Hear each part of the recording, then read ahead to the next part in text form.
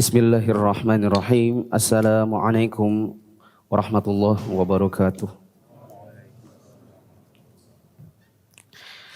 Alhamdulillahirabbil alamin.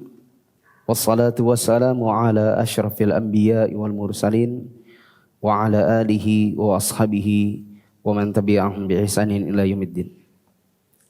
Hadirin jamaah yang dirahmati Allah, kita lanjutkan kembali pembacaan kitab Shalatul Mu'min karya Syekh Sa'id bin Wahab Al-Qahtani rahimahullah ta'ala. Dan kita sekarang akan masuk ke dalam bab yang ke-13, yaitu khosaisus sholati fil Islam. Sebelum saya mulai dalam pembahasan, saya mengajak kepada teman-teman semua yang dirahmati Allah, diri saya sendiri dan kita semua, untuk bisa mengajak keluarga atau teman, baik yang belum pernah mengikuti pengajian-pengajian Islam seperti yang kita adakan dengan membaca buku, kemudian mensyarah, memberikan penjelasan-penjelasan yang penting.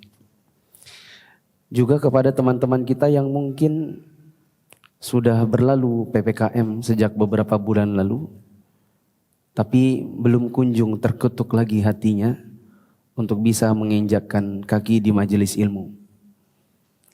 Kita sudah masuk ke dalam pembahasan tentang sholat. Dan ini pembahasan yang sangat penting, pembahasan yang akan kita butuhkan untuk bekal kita menuju akhirat, yang kita tidak pernah tahu kapan kita akan menghadapi ajal. Ya, dan saya perhatikan banyak sekali dari teman-teman kita yang mungkin dengan alasan masih pandemi, takut begini, takut begitu, sehingga belum ada keinginan untuk kembali ke majelis ilmu seperti dulu. Atau mungkin karena sudah terlalu lama tidak menginjakkan kaki di majelis ilmu, jadi punya aktivitas yang mungkin keasikan dan sekarang ini masih sulit untuk ditinggalkan. Ya, saya dapati ada cerita tadi sore yang saya jujur kaget gitu. Saya diajak sama ikhwan main di rumahnya ikhwan, mau main PS. Saya kaget, betul-betul kaget ya, mau main PS. Karena sudah bapak-bapak, sudah ada anak beberapa. Ya, teman-teman, mungkin game-game seperti itu yang bikin kita lalai.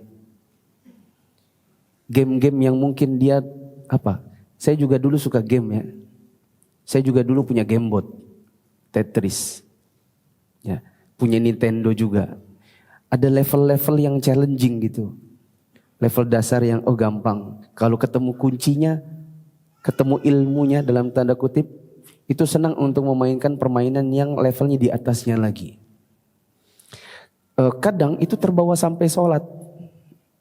Kadang saat sholat kita mikirkan, gimana ya caranya mecahkan itu ya? Mario Bros, antum pasti tahu. Gimana caranya ya agar bisa mendapatkan nyawa yang banyak itu ya? Gitu. Bapak-bapak yang tidak pernah main Bros pasti tidak tahu yang saya maksud. Tapi itu kadang terbawa saat sholat, saat kita mandi. Ya. Sehingga manakala itu akhirnya seperti jadi PR dalam diri kita, dalam hati kita, kita lebih pengen, aku mau menyelesaikan yang ini dulu, lagian masih asik gitu. Lalu kita mencoba untuk mencari alasan-alasan pembenaran, akan masih pandemi, akan ini, bisa jadi penularan di dalam masjid, akan gitu. Kita cari pembenaran untuk membenarkan bahwa kita sedang asik dengan dunia game, film, yang mungkin sudah jadi konsumsi kita selama 2 tahun terakhir sejak awal pandemi. Yang membuat diri kita tuh susah untuk move on kembali, untuk menghadiri majelis-majelis ta'lim. Dan saya sering bilang bahwa salah satu solusi untuk menghadapi yang seperti itu adalah mencari teman yang bisa mengingatkan. Nah, kalau dari kita punya teman-teman yang demikian, Saya mengajak diri saya dan teman-teman semua, yuk kita ajak mereka kembali untuk menghadiri majelis taklim. Tidak mesti di sini. Majelis taklim di Balikpapan banyak. Di malam ini saja, Rabu malam, ada Ustadz Rofi'i di Inamiroh, ada Ustadz Abu Yaman di BDI, di majelis-majelis yang lain banyak. Kalau antum takut terlalu banyak orang, di masjid terlalu banyak orang, cari yang sepi. Yang penting hadir majelis ilmu. Ya. Karena itu makanan batin kita. Itu pahala kita. Dan sebagai motivasi untuk kita mengajak orang lain, ingatlah sabda Nabi SAW, la ahdiyallahu bika rajulan wahidan khairun laka min humrin na'am. La ahdiyallahu bika rajulan wahida. Kalau ada satu orang dapat hidayah dari Allah dan engkau jadi perantaranya, khairul laka min humrin na'am, akan lebih baik di sisi kalian pahalanya yang akan kalian terima dari Allah daripada unta merah, yaitu harta yang paling berharga di kalangan orang Arab di zaman dahulu. Nah, mari kita baca bab ke-13, dan untuk mempersingkat waktu saya hanya akan menyimak bahasa Arabnya. Untuk bahasa Indonesianya akan dibacakan oleh Qori. Bab ke-13, keistimewaan salat di dalam Islam. Salat memiliki beberapa keistimewaan yang tidak dimiliki oleh amal-amal lainnya. Di antaranya, yang pertama, Allah Subhanahu wa taala menyebut salat dengan sebutan iman. Hal itu seperti yang tertera di dalam firman-Nya pada surat Al-Baqarah ayat 143, Wa ma kana Allahu liyudhi'a imanakum innallaha bin-nasi laraufur rahim. Dan Allah tidak akan menyia-nyiakan imanmu. Sesungguhnya Allah Maha Pengasih lagi Maha Penyayang kepada manusia. Yang dimaksudkan iman di dalam ayat di atas adalah salat kalian yang menghadap ke Baitul Maqdis. Karena salat itu sejalan dengan amal dan ucapannya. Ya. Ayat ini berkenaan dengan perubahan kiblat. Ini ada di rangkaian di surat Al-Baqarah, ya, yang berkenaan dengan arah kiblat. Ala-kulli hal, apapun yang menjadi latar belakang turunnya ayat ini, yang jelas di dalam ayat ini Allah mengatakan, "Wa ma kana Allahu liyudhi'a imanakum." Allah tidak akan menyia-nyiakan iman kalian. Yang dimaksud dengan iman di sini adalah salat. Ya, dan ini menunjukkan bahwa Allah meletakkan salat itu sebagai salah satu amalan yang sangat penting dan paling utama, ya, sebagaimana disebutkan dalam ayat ini. Yang kedua, kata salat disebutkan secara khusus untuk membedakannya di antara beberapa syariat Islam. Allah Subhanahu wa taala berfirman dalam surat Al-Ankabut ayat 45, "Utlu ma uhiya ilaika minal kitab wa aqimis shalah." Bacalah apa yang telah diwahyukan kepadamu, yaitu Alkitab atau Al-Quran dan salat. Membaca Al-Quranul Karim berarti mengikuti dan mengamalkan kandungannya yang berupa seluruh syariat agama. Dia berfirman pada surat Al-Ankabut ayat 45 juga, waqimis shalah. Dan dalam ayat berikut ini Allah menyebutkan salat secara khusus untuk mengistimewakannya. Firman-Nya di dalam Al-Quran pada surat Al-Anbiya ayat 73, wa auhayna ilaihim fi'lal khairati wa iqamas shalah. Dan kami telah wahyukan kepada mereka mengerjakan kebaikan, mendirikan salat. Dalam ayat ini dia menyebutkan salat secara khusus. Padahal kata ini sudah dicakup oleh seluruh perbuatan baik. Dan masih banyak lagi yang serupa dengan itu. Ya, maksudnya begini teman-teman. Ini ada analogi yang bagus. Kalau bisa teman-teman ya mencatat analogi ini. Apalagi kalau ingin berdakwah. Apalagi yang punya profesi da'i. Di sekolah atau di kelas ada murid-murid. Salah satu dari murid itu namanya Abdul. Lalu Abdul ini disebut namanya ya secara khusus bersama dengan murid-murid yang lain. Jadi misalnya gurunya mengatakan begini. Ya, perhatian anak-anak, Abdul dan semua teman-teman silakan keluar. Kita mau upacara. Ada penyebutan khusus nama Abdul di situ. Kemungkinan dia ketua kelas. Kemungkinan dia adalah yang paling pintar. Yang jelas penyebutan namanya secara khusus itu menunjukkan kekhususan dia. Ya atau tidak? Insya Allah sekolah kita nanti akan ada lomba, misalnya lomba baris berbaris. Ya, nanti Abdul dan teman-teman yang lain silakan mendaftarkan diri. Tentu teman-teman yang lain ketika tidak disebutkan namanya, mereka akan bertanya-tanya, apa kekhususannya Abdul untuk disebut namanya secara tersendiri, padahal dia adalah murid-murid juga. Ya, ini menunjukkan bahwa penyebutan secara tersendiri bersama dengan sesamanya itu menunjukkan khususnya dia. Sebagaimana dalam ayat tadi, Allah mengatakan dalam dua ayat. Dua ayat ini hanya contoh dari sekian banyak.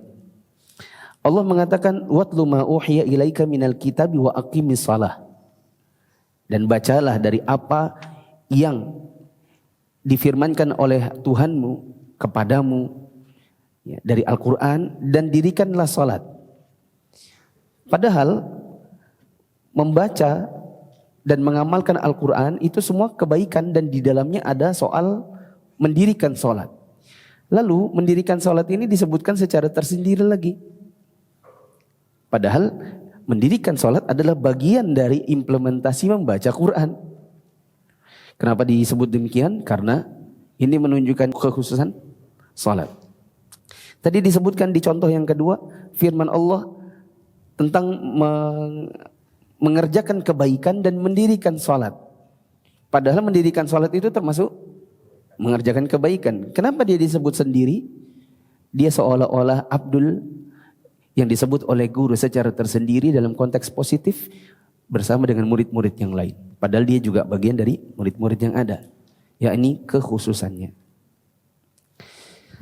Selanjutnya, yang ketiga. Yang ketiga, di dalam Al-Quran, salat disandingkan dengan banyak ibadah.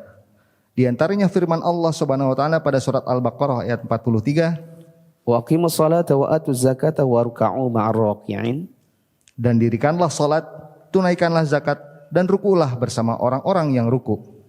Dia juga berfirman pada surat Al-Kautsar ayat 2, Fasalli lirabbika wanhar. maka dirikanlah salat karena Rabbmu dan berkorbanlah.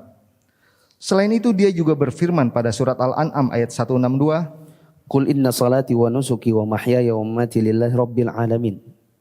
katakanlah, sesungguhnya salatku, ibadahku, hidupku dan matiku hanyalah untuk Allah, Rabb semesta alam, dan yang lainnya. Nah, salat sering disandingkan dalam beberapa ayat bersama dengan ibadah-ibadah lain. Dirikan salat, tunaikan zakat. Dirikan salat dan berkurban.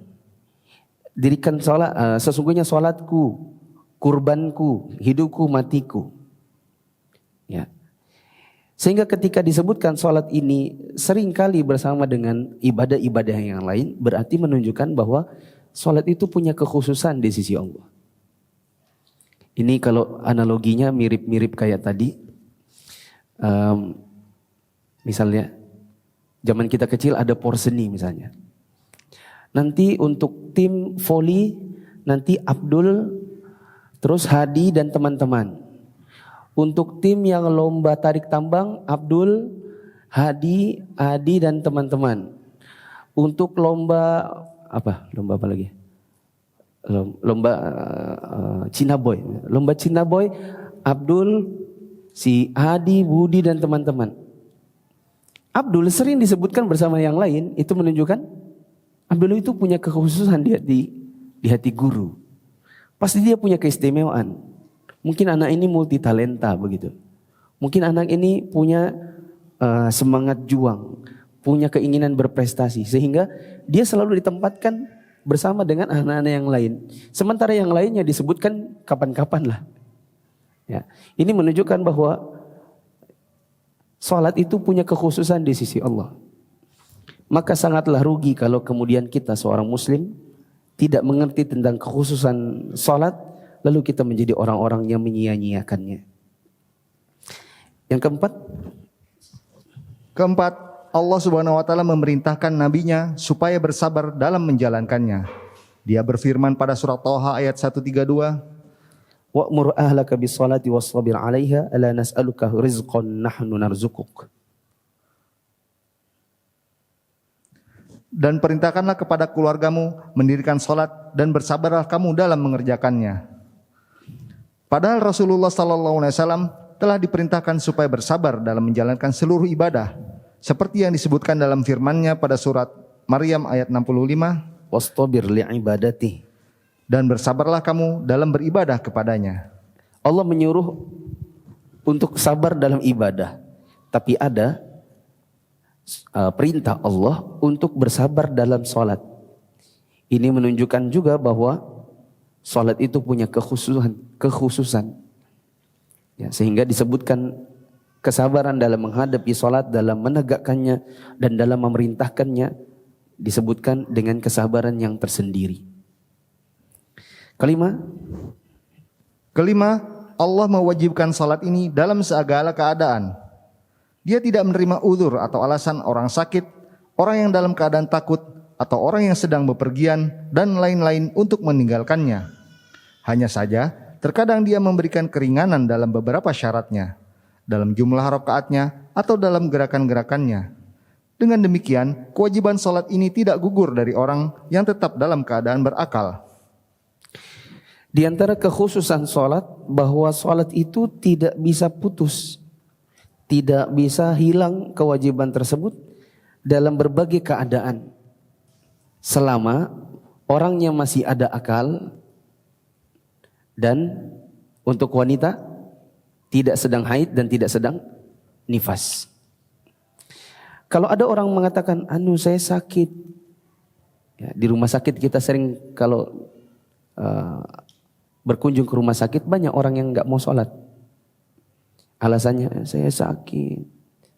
Ini baju saya kotor, tadi saya BAK di atas ranjang. Ya. Kata penulis, aujabahallahu ala kulli hal walam yu'dzar biha maridhan. Tidak bisa diberikan uzur dengan alasan saya sakit. Sampai-sampai kalau ada orang tidak bisa menggerakkan seluruh tubuhnya dan yang bisa hanya sekedar kedipan matanya, maka sholatlah dengan menggunakan kedipan mata. Misalnya dia lumpuh total. Dia tidak bisa menggerakkan semua anggota badannya kecuali hanya sekedar kelopak matanya saja yang bisa gerak-gerak, bola matanya saja yang bisa lirik-lirik, maka dia sholat dengan menggunakan matanya. Ya. Bagaimana tata caranya? Nanti insya Allah akan disebutkan di bab khusus sholat bagi orang sakit. Yang insya Allah akan dibahas kira-kira 2-3 tahun lagi.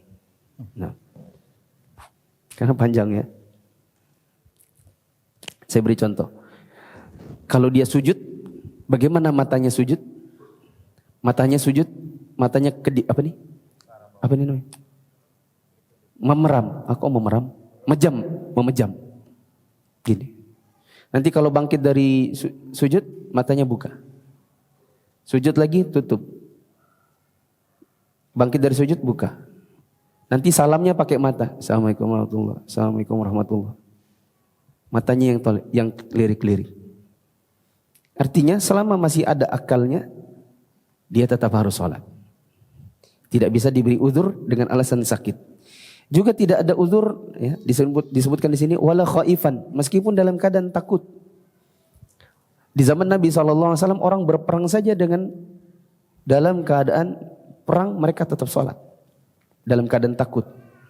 Begitu juga musafir, mereka tetap harus sholat. Meskipun memang Allah kemudian memberikan keringanan-keringanan tertentu dalam sebagian keadaan. Misalnya dia tidak mampu berdiri, berarti dia duduk. Kalau musafir diberi keringanan jumlah rakaat yang 4 dibikin 2 saja. Ya, dan seterusnya. Yang keenam, isyaratullahu laha akmalal ahwal. Nah. Keenam, Allah mensyaratkan kesempurnaan bagi salat dalam beberapa hal, yaitu thaharah, berhias atau sopan dalam berpenampilan, dan menghadap kiblat yang tidak dia syariatkan dalam ibadah-ibadah yang lainnya. Kita perlu koreksi dulu. Tadi ada berkata berhias apa? Berhias sopan dalam penampilan. Ini saya rasa terjemahannya yang salah atau memang mau ndak mau diterjemahkan begitu. Karena di sini ditulis ishtaratallahu la akmalal ahwal minat taharati wazinati bil libas. Ya. Allah mempersyaratkan dengan kondisi yang paling sempurna seperti bersuci, berhias dengan menggunakan baju yang sopan.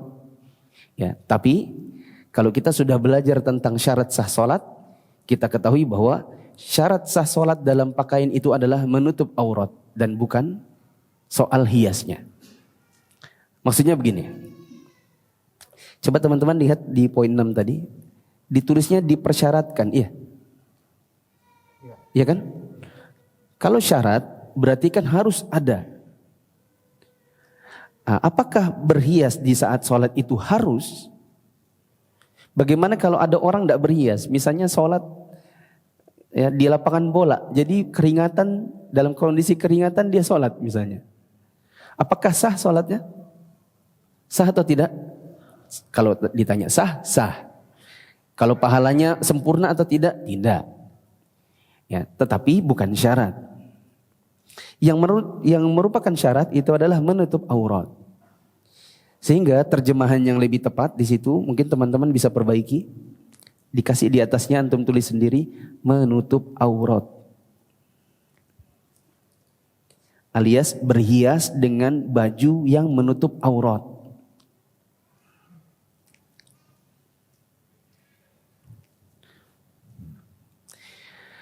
Nanti ketika kita bicara tentang syarat sah salat, nanti kita akan dapati penjelasannya. Ya. Baju yang bagus itu bukan syarat sah. Ibaratnya kalau ada orang pakai baju kaos pun salatnya sah. Tapi pahalanya tidak sempurna. Ya. Jadi itu bisa dikatakan sunnah salat, bukan syarat salat. Saya jelaskan dulu. Saking pentingnya salat di sisi Allah, sampai-sampai Allah meminta kita untuk hadir mengerjakan salat dengan kondisi yang paling sempurna yang kita bisa. Sebisanya kita hadir untuk sholat dengan menggunakan ya kondisi kita yang paling baik, Allah semakin senang dan semakin memberikan pahala yang sempurna. Maka tentu kalau ada orang yang menggunakan baju yang dia sediakan khusus buat sholat, kalau di Indonesia kita bilang baju koko, baju gamis, itu jelas pahalanya lebih sempurna daripada pakai baju kaos. Ya. Kenapa? Karena keadaannya lebih sempurna. Saya lebih condong pendapat yang mengatakan peci, ya, sholat menggunakan peci itu lebih utama daripada tidak pakai peci. Karena peci itu bagian dari urf kita yang merupakan zina, yang merupakan hiasan di dalam sholat. Ya. Dan Allah Subhanahu Wa Taala mengatakan, ya bani Adam khudhu zinatakum 'inda kulli masjid. Wahai anak Adam, ambillah perhiasan kalian setiap kali hendak sholat. Perhiasan di sini ada dua. Perhiasan maksudnya adalah baju yang menutup aurat, dan yang kedua adalah perhiasan yakni baju yang indah. Dan kata para ulama, bila di suatu negeri ada sesuatu di dalam pakaiannya yang dianggap sebagai perhiasan untuk sholat, maka itu disunnahkan untuk dipakai. Salah satunya adalah peci. Tapi kalau tidak pakai peci, sah sholatnya. Tapi akmalul ahwal di sini diminta oleh Allah adalah kondisi yang terbaik yang kita bisa, maka kalau dia menggunakan peci jauh lebih sempurna. Kalau ada orang pakai sarung misalnya, itu lebih utama daripada kalau dia pakai celana-celana yang dipakai olahraga. Celana yang dipakai olahraga, celana training misalnya. Ya kan? Dia sholat pakai celana training, training kan? Ya. Pakai celana training. Yang kalau kita lihat, oh ini celana khas olahraga. Tentu yang menggunakan sarung, menggunakan celana yang formal itu lebih utama ketimbang yang pakai celana training. Meskipun sholat pakai celana training pun tetap sah. Nah, ketujuh, di dalam sholat dipergunakan seluruh anggota tubuh manusia, hati, lisan, dan seluruh anggota tubuh. Yang hal tersebut tidak diterapkan pada ibadah-ibadah lainnya. Di antara kekhususan sholat adalah bahwa di dalam sholat anggota tubuh kita semuanya dipakai. Hati kita dipakai. Lisan kita untuk baca-baca itu dipakai. Anggota badan, kaki, tangan, kepala itu dipakai. Punggung dipakai. Semuanya dipakai. Sementara di sebagian ibadah yang lain tidak semua anggota tubuh dipakai. Ya, contoh zakat. Yang dipakai itu harta. Oke, sama tangan, sama hati. Tapi kita tidak perlu misalnya menggunakan mata. Enggak juga sih ya. Mata butuh juga ya buat ngitung duitnya. Kita tidak mesti menggunakan punggung. Coba apa hubungannya punggung sama zakat? Enggak ada. Apa hubungannya punggung sama puasa? Tidak ada. Tapi kalau punggung sama sholat, ada. Ya. Punggung sama tengkuk, ada enggak? Sholat sama tengkuk, ada enggak hubungannya? Ada. Kapan adanya? Waktu salam ya? Oh ya benar juga. Yang saya maksud itu adalah wudu. Waktu kita wudu, batasan mengusapnya di kepala sampai tengkuk. Ya. Sedangkan puasa, kalau orang yang tidak punya tangan gak apa-apa. Begitu. Kedelapan, ketika mengerjakan sholat, kita dilarang menyibukkan diri dengan kegiatan lainnya. Meski itu hanya sekedar lintasan perasaan di dalam hati berupa sebuah kata atau pemikiran.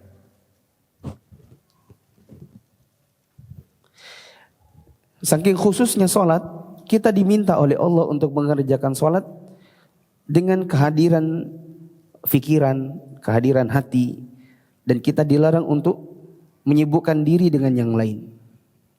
Tadi saya berikan analogi waktu di pengantar kajian ini, ya kita kadang mungkin saking cintanya sama games, kita sholat itu yang kita pikirin games. Kita saking cintanya misalnya sama film, yang hadir di kepala kita itu adalah film. Ketika sedang sholat yang dipikirkan itu film. Ya. Belum lagi kalau sinetron yang bersambung yang nanti kalau sebelum keluar kata bersambung itu sesuatu yang apa? Dem gitu kan? Bersambung. Habis itu mau sholat maghrib, yakinkah itu khusyuk ibu-ibu yang nonton telenovela itu? Yakin saya nggak khusyuk. Ibu-ibu di Indonesia Barat yang mereka nonton sinetron selesai baru isya. Sementara tadi barusan selesai nonton sinetron bersambung. Ya, saya yakin itu di kepalanya adalah minggu depan itu apa ya akan terjadi. Ya, dan kita dilarang sholat demikian. Kesembilan, sholat merupakan ajaran Allah yang dipegang teguh oleh para penghuni langit dan bumi, yang menjadi kunci bagi syariat-syariat para nabi. Tidak seorang nabi pun diutus, melainkan disyariatkan kepadanya ibadah sholat. Ya. Seluruh penduduk langit dan bumi, sampai seluruh para nabi, tidak ada yang diutus kecuali semuanya ada syariat sholat untuk mereka. Kesepuluh, sholat dikaitkan dengan pembenaran, yaitu melalui firman Allah Subhanahu wa taala pada surat Al-Qiyamah ayat 32, fala saddaqa wala shalla walakin kadzdzaba wa tawalla. Dan dia tidak mau membenarkan Rasul dan Al-Quran dan tidak mau mengerjakan sholat, tetapi dia mendustakan Rasul dan berpaling dari kebenaran. Keistimewaan sholat itu cukup banyak yang tidak dapat dianalogikan dengan ibadah-ibadah lainnya. Nah, selanjutnya bahasan ke-14, hukmu tarikis shalah. Bab 14 tentang hukum meninggalkan sholat. Teman-teman yang dirahmati Allah, di antara bab yang sangat penting untuk kita ketahui adalah hukum tentang tarikus shalah. Tentang orang yang meninggalkan sholat. Teman-teman yang ikut Mufid Islamic Academy kemarin di level 6 pasti dengar saya berkata begini. Saking pentingnya kita mengetahui hukum mengenai hukum orang yang meninggalkan sholat, ya, seorang penuntut ilmu tidak boleh tidak, saking pentingnya dia tidak boleh tidak tidak boleh tidak harus belajar tentang hukum ini. Apa sebabnya? Apa sebabnya? Santri Mia di level 6 angkatan 1. Kenapa kita perlu belajar hukum tentang orang yang meninggalkan sholat?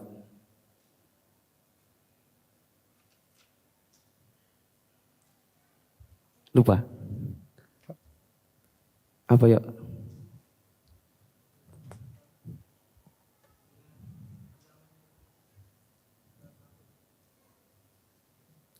Selanjutnya, betul, dapat clue-nya. Terus? Terus? Bukan. Nanti ini berkenaan dengan orang itu yang meninggalkan sholat, dia kafir atau tidak. Selanjutnya apa? Waktu itu saya bilang, ada masih ingat? Saya bilang begini, seorang penuntut ilmu, apalagi yang berprofesi sebagai da'i, da'iyah, ustadz, ustazah, muallim, muallimah, guru-guru di sekolah, dia harus belajar tentang hukum orang yang meninggalkan sholat. Karena ketika Anda belajar tentang hukum orang yang meninggalkan sholat, Anda akan tahu tentang statusnya. Apakah dia masih muslim? Ataukah dia kafir? Dan kalau dia kafir, itu nanti ada hubungannya dengan, pertama, rumah tangganya. Kalau ada perempuan menikah dengan laki-laki yang tidak pernah sholat sama sekali, bagaimana hubungan badannya dengan suaminya? Apakah anak yang dihasilkan nanti, apakah anak yang dihasilkan dari hubungan badan dengan orang kafir? Kafir karena tidak mengerjakan sholat sama sekali atau tidak? Berkenaan dengan waris mewarisi. Berkenaan dengan al-wilayah fin nikah. Hukum menjadi seorang wali pernikahan bagi orang yang meninggalkan sholat. Bagaimana bila ada seorang akhwat mau menikah, yang menikahkan bapaknya, bapak kandungnya masih ada, tapi bapaknya nggak pernah sholat sama sekali. Sahkah dia kalau dinikahkan oleh bapak kandungnya yang tidak sholat sama sekali ini? Ya. Jadi hukum bagi orang yang meninggalkan sholat itu ada turunan-turunan setelahnya. Berkenaan dengan pernikahan, berkenaan dengan rumah tangga, berkenaan dengan waris mewarisi dan seterusnya. Silakan dibaca.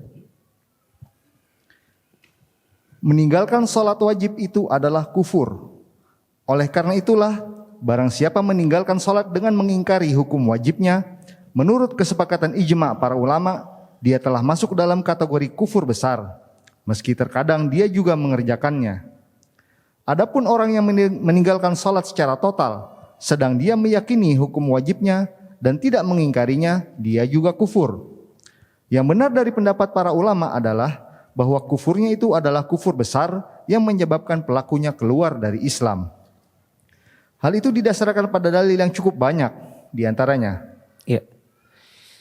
Hukum orang yang meninggalkan sholat. Orang yang meninggalkan sholat karena menentang kewajibannya, maka dia kafir tanpa ada perselisihan ulama. Meskipun dia sholat. Kayaknya kita sudah catat ini kira-kira 2 minggu lalu. Atau minggu lalu bahkan. Minggu lalu sepertinya. Ya. Saya sudah suruh catat minggu lalu. Orang yang meninggalkan sholat karena menentang kewajibannya, maka dia kafir, keluar dari Islam, dan tidak ada ikhtilaf ulama. Meskipun dia sholat. Contoh, ada orang mengatakan begini, kalau bagiku sholat itu enggak wajib. Tapi dia sholat. Ketika ditanya, kenapa kamu sholat? Ya enggak apa-apa, pengen aja. Tapi bagiku sholat itu enggak wajib. Maka orang ini keluar dari Islam tanpa ada perselisihan ulama sama sekali. Yang ada perselisihan ulama itu adalah orang yang tidak sholat, dia yakin sholat itu wajib tapi dia malas. Orang ini kafir atau tidak? Ini ada perbedaan pendapat. Ya. Maka disebutkan di sini, Faman tarakaha jahidan liwujubiha kafara kufran akbar bijma'i ahli ilmi. Maka orang yang meninggalkan salat karena mengingkari kewajibannya, maka dia kafir dengan kafir besar dengan ijma' para ahli ilmu. Walau shalla, meskipun dia juga salat. Adapun orang yang meninggalkan salat secara keseluruhan, tapi dia meyakini salat itu wajib, dia tidak menentang kewajibannya, tapi dia enggak mau mengerjakannya. Kata beliau di sini, fa innahu yakfur. Orang ini juga kafir. Wasahihu min aqwali ahli ilmi anna kufrahu akbar. Dan pendapat yang lebih kuat di antara pendapat para ahli ilmu adalah bahwasanya kekufurannya adalah kufur besar. Yukhrijuhu minal Islam, yang mengeluarkan dia dari Islam. Bisa dipahami? Maka kalau kita punya keluarga, kau tidak mau sholat, kewajiban kita adalah menasihatinya. Kewajiban kita bukan menstempeli dia ya. Kamu gak pernah sholat ya? Iya. Kafir kamu. Ini apa namanya? Menstempel. Apa yang harus dilakukan? Nasihati. Bilang begini. Saya mendengar pengajian di hari Rabu di bandara. Ini bukunya. Kasih lihat ya. Ini bukunya disebutkan. Orang yang meninggalkan sholat secara keseluruhan, meskipun meyakini sholat itu wajib dan tidak menentangnya, tapi dia nggak mau mengerjakannya, dia kafir. Nah, saya cuma khawatir nanti kalau kamu jatuh ke dalam kekafiran, kamu harus taubat, karena nanti ada hubungannya dengan kalau kamu meninggal, kamu punya anak, hartamu nggak diwariskan ke anakmu, karena orang kafir tidak mewarisi dengan orang muslim. Kalau kamu punya anak perempuan, kamu nggak mau sholat, anak perempuanmu mau nikah, maka itu yang nikahkan bukan kamu, karena kamu jatuh ke dalam kekafiran. Kamu punya istri, kamu mau setubuhi, tapi kamu sendiri tidak pernah sholat, kamu bisa jatuh ke dalam kekafiran. Dan persetubuhan dengan istrimu itu persetubuhan yang bagaimana antara seorang muslimah dengan orang kafir? Begitu. Atau kita nasihatin istrinya, kenapa sih suamimu, aku tidak pernah lihat loh dia sholat. Kalau kita acara keluarga, kita pergi sholat, keluarga semua ke masjid, suamimu itu sendirian aja, duduk dia. Terus si perempuan ini, misalnya adik kita, dia bilang, anu kak, sudah lama dia itu tidak pernah sholat. Ya. Kakak bisa nasihati, aku tidak bisa nasihati, aku tidak enak. Kamu nasihati sebagai istrinya. Bilang, kalau Abi tidak mau sholat sama sekali, saya khawatir Abi jatuh ke dalam kekafiran. Dan saya berhubungan badan dengan yang bukan muslim. Taubat, kalau enggak saya ke pengadilan minta diputus. Bukan minta cerai. Minta cerai itu nikah sah lalu pisah. Ini nikah sudah enggak sah. Nah, suruh istrinya ngomong sama suami. Kalau enggak sholat sama sekali, berarti saya satu rumah tangga dengan orang yang bukan Islam. Berarti saya harus fasakh. Minta untuk dipisahkan, dibatalkan pernikahannya kalau perlu. Ya, bukan minta cerai lagi. Begitu. Apa dalil-dalil yang melandasi bahwa orang yang tidak sholat sama sekali itu kafir? Ada di poin-poin berikutnya. Firman Allah Ta'ala, Yawma yukshafu an saqin wa yud'auna ila as-sujudi fala yastati'un khashi'atan absaruhum tarhaquhum dhillah wa qad kanu yud'auna ila as-sujudi wa hum salimun.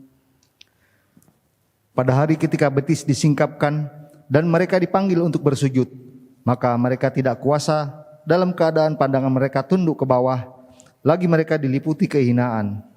Dan sesungguhnya mereka dahulu di dunia diseru untuk bersujud, dan mereka dalam keadaan sejahtera. Al-Qalam ayat 43.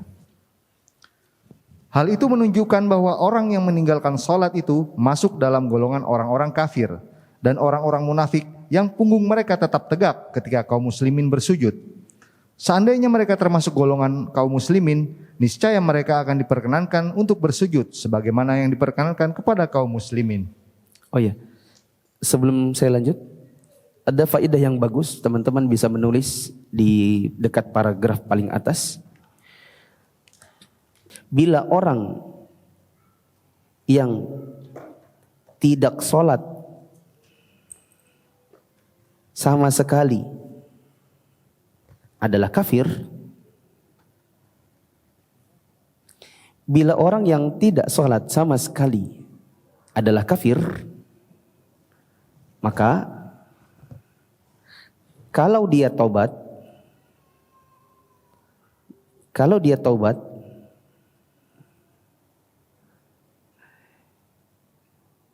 tidak ada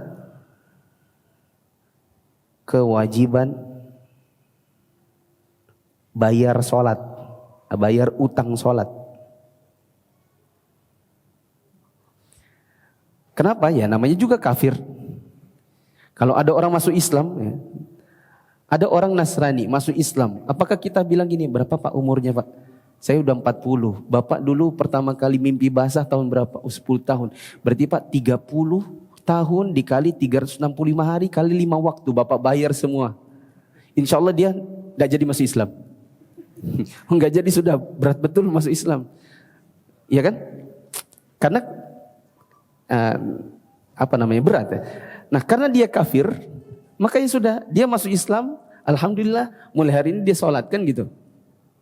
Para sahabat Nabi dulu ketika mereka masuk Islam, Nabi tidak menyuruh mereka untuk membayar sholat-sholat yang sudah mereka tinggalkan. Abu Sufyan misalnya, sahabat Nabi yang dulunya rajin memerangi Islam, rajin untuk selalu hadir di peperangan di depan, maksudnya di depan lawan Nabi maksudnya. Dan baru masuk Islam di Fathu Mekah. Nabi SAW tidak suruh dia, Abu Sufyan, karena kamu sudah lama memerangi kami, jadi kamu ya mulai dari tahun 2 Hijriah sampai tahun 8, 6 tahun ya, 6 tahun kali 365 hari, dikali 5 waktu kamu bayar semua sholatmu. Insya Allah Abu Sufyan dia masuk Islam. Begitu. Maka yang kafir kalau sudah masuk Islam, selesai. Dia tinggal jalani sholatnya, yang dulu gak perlu dibayar. Tapi kalau kita bilang orang yang tidak sholat sama sekali itu tetap muslim tapi berdosa, maka seluruh sholatnya harus dia bayar hutangnya. Jadi enak mana? Kafir sekalian atau muslim aja? Lebih enak kafir sekalian. Jadi kalau ada teman antum marah gitu, kamu ini, aku kafir menurutmu? Iya bagaimana lagi? Hadisnya bilang begitu. Wah gak suka aku dikafirkan. Bilang gini, tenang dulu. Kalau kafir enak. Nggak ada hutang sholat.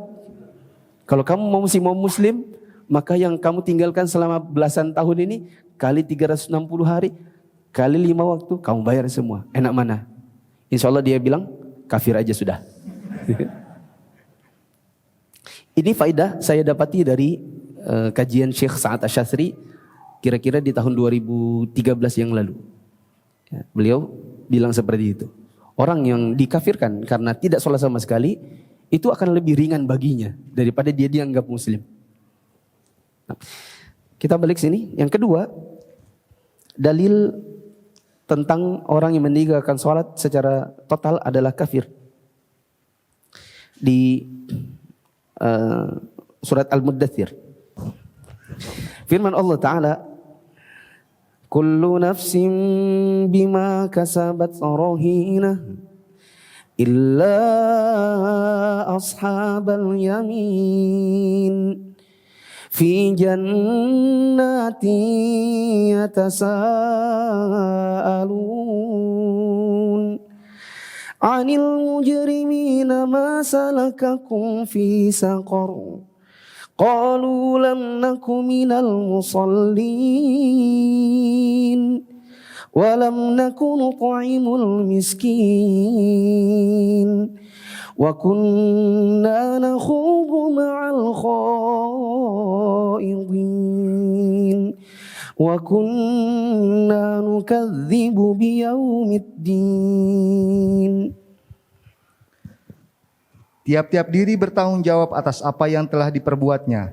Kecuali golongan kanan berada di dalam surga, mereka tanya-menanya tentang keadaan orang-orang yang berdosa. Apakah yang memasukkan kamu ke dalam sakor atau neraka? Mereka menjawab, kami dahulu tidak termasuk orang-orang yang mengerjakan salat. Ini dikasih stabilo, di highlight. Kalimat yang bagian mana? Firman Allah, ditanya kepada orang-orang yang dimasukkan ke dalam neraka sakor. Kenapa kok kalian dimasukkan ke dalam neraka sakor? Mereka mengatakan, lam nakum minal musallin. Dulu kami tak sholat. Terus? Dan kami tidak pula memberi makan orang miskin. Dan kami tidak membicarakan yang batil bersama orang-orang yang membicarakannya. Dan kami mendustakan hari pembalasan. Dengan demikian orang yang meninggalkan salat termasuk orang-orang yang berbuat dosa dan akan masuk ke dalam neraka sakor. Allah Subhanahu wa taala sendiri juga telah berfirman pada surat Al-Qamar ayat 48, Innal mujrimina fi dhalali wa su'ur yauma yuhsabuna fin nari ala wujuhim dzuqu massa saqar. sesungguhnya orang-orang yang berdosa berada dalam kesesatan di dunia dan dalam neraka. Ingatlah pada hari mereka diseret ke neraka atas muka mereka. Dikatakan kepada mereka, rasakanlah sentuhan api neraka. Nah, lanjut. Yang ketiga. Ketiga, Allah Subhanahu wa taala berfirman, Fa in tabu wa aqamu sholata wa atu zakata fa ikhwanukum fid din wa nufassilul ayati liqaumin ya'lamun. jika mereka bertaubat, mendirikan salat dan menunaikan zakat, maka mereka itu adalah saudara-saudaramu seagama. Dan kami menjelaskan ayat-ayat itu bagi kaum yang mengetahui. At-Taubah ayat 11. Jadi Allah mensyaratkan persaudaraan mereka dengan orang-orang mukmin dengan pelaksanaan salat. Ada firman Allah, fa ikhwanukum fid din, maka mereka adalah orang-orang yang merupakan saudara kalian dalam agama. Itu adalah pada posisi setelah Allah mengatakan jika mereka taubat wa aqamus shalah dan mendirikan salat. Jadi persaudaraan kita dengan seseorang di dalam agama, salah satu pengikatnya adalah salat. Keempat adalah hadis Jabir radhiyallahu anhu, dia berkata bahwa dia mendengar Rasulullah sallallahu alaihi wasallam bersabda, bainar rajuli wa bainas syirki wal kufri tarkus shalah. Pemisah antara seorang dengan syirik dan kekufuran adalah perbuatan meninggalkan salat. Yang kelima adalah riwayat dari Abdullah bin Buraidah dari bapaknya bahwasanya Rasulullah sallallahu alaihi wasallam bersabda, al-ahdul ladzi bainana wa bainahum as-shalah faman tarakaha faqad kafar. Pembeda atau pemisah antara kita dengan mereka adalah salat. Oleh karena itu, barang siapa meninggalkannya berarti dia telah kufur. Sabda Nabi SAW yang baru saja kita baca, faman tarakaha, siapa yang meninggalkannya, ini adalah salat, maka dia telah kafir. Saya kira hadis ini sangat jelas. Yang keenam adalah riwayat dari Abdullah bin Syaqiq. Dia berkata, lanjut Indonesia saja.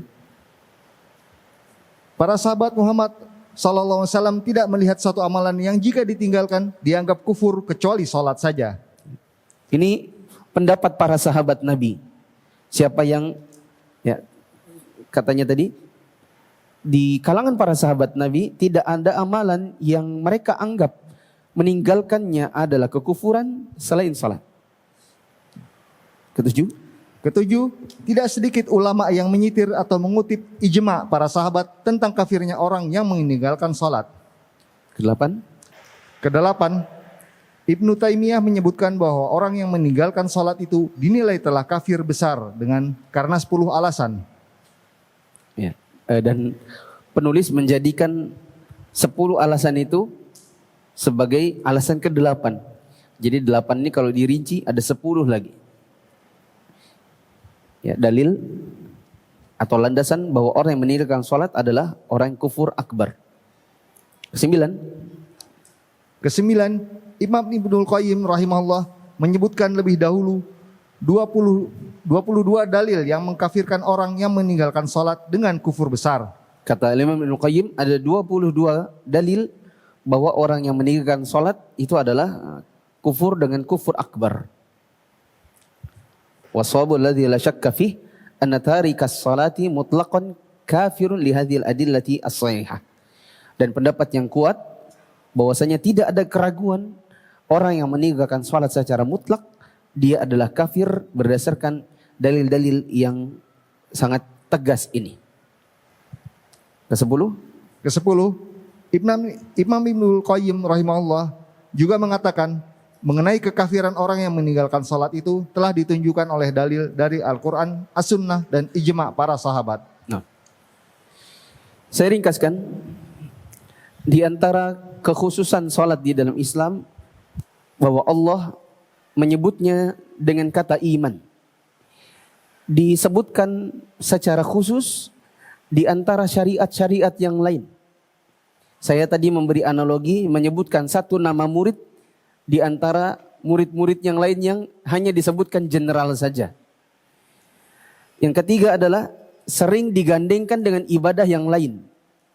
Saya tadi memberi analogi, ada satu nama murid sering disebut-sebut digandengkan dengan murid-murid yang lain, tapi namanya selalu disebut. Yang keempat adalah Allah memerintahkan kesabaran dalam mendirikan sholat dan menyuruh keluarga untuk mendirikan sholat dengan kesabaran khusus.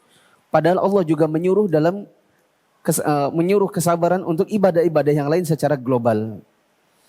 Yang kelima, bahwa Allah tidak memberikan uzur meskipun sakit separah apapun, kalau masih ada akalnya, tidak haid, tidak nifas, maka dia tetap harus sholat. Yang keenam, bahwa Allah meminta kita untuk sholat dengan kondisi yang terbaik yang kita bisa lakukan. Yang ketujuh, bahwa di dalam sholat kita menggunakan seluruh anggota badan, sementara ibadah-ibadah yang lain tidak semua anggota badan digunakan. Yang kedelapan, Allah menyuruh kita untuk konsentrasi dan tidak sibuk dengan hal-hal lain saat sedang sholat. Yang kesembilan, bahwa seluruh nabi, para penghuni bumi dan langit, mereka mendirikan sholat. Dan yang ke-10, Allah menyandingkan sholat ini dengan pembenaran terhadap agama. Kesimpulan yang lain, orang yang meninggalkan sholat, meskipun dia sholat, tapi dia menentang kewajibannya, maka dia kafir tanpa ada ikhtilaf ulama. Yang ada ikhtilaf ulama adalah orang yang meninggalkan sholat, dia yakin sholat itu wajib, tapi dia tidak mengerjakannya. Dan pendapat yang lebih kuat bahwa orang ini adalah keluar dari Islam, kufur dengan kufur akbar. Kalau kita punya keluarga yang demikian, maka kewajiban kita untuk mengingatkannya. Ingatkan bahwa hukum berkenaan dengan orang yang meninggalkan sholat, ini kaitannya erat dengan hukum bagi orang yang mau menikahkan perempuan. Seperti anak kandungnya dan bapaknya tidak pernah sholat sama sekali. Kemudian hukum berumah tangga dan berhubungan badan dengan istrinya. Ya, dan berbagai hukum-hukum yang lain yang ada hubungannya dengan kekufuran seseorang. Wallahu a'lam bishawab. Subhanakallahumma wa bihamdika asyhadu an la ilaha illa anta astaghfiruka wa atubu ilaik. Wassalamualaikum warahmatullahi wabarakatuh.